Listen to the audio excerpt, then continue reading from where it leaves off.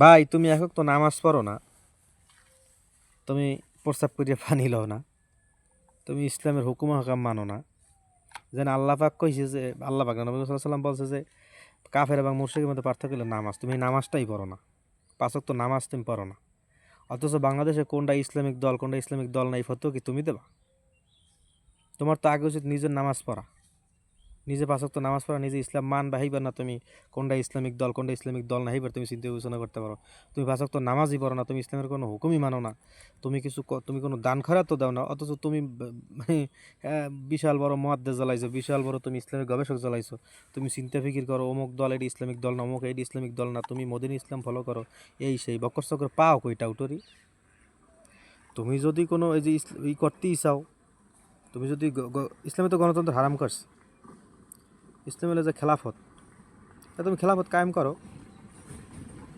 তুমি নিজে একটা সংগঠন তৈরি করে নিজে খেলাফত কায়েম করো।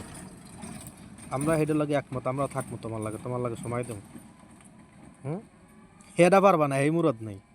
কারণ তুই স্কুলে বইয়া কোনটা ইসলামিক দল না ইসলামিক দল এটা তোমার দ্বারা জিগেই তার কোনো ইসলামিক দল এটা তো হইবে না। আরে ভাই তুমি আগে নিজে ইসলাম মানো, নিজে কালেমা ঠিক করে পড়তে পারবে এটা সন্দেহ আছে, নিজে পাঁচ ওয়াক্ত নামাজ পড়ো না, নিজে কোনো কিছু মানো না। যেখানে কাফের এবং মুসলিমদের যদি পার্থক্য হয় যদি নামাজ, আর তুমি তো নামাজই পড়ো না, তুমি তুমি কাফের না ইমানদার এটা বুঝবে কেমনি? আগে হেইটা করো, হেইয়ের পর তুমি কোনটা ইসলামিক দল ইসলামিক দল না এটা পরে পাওয়া যাইবে।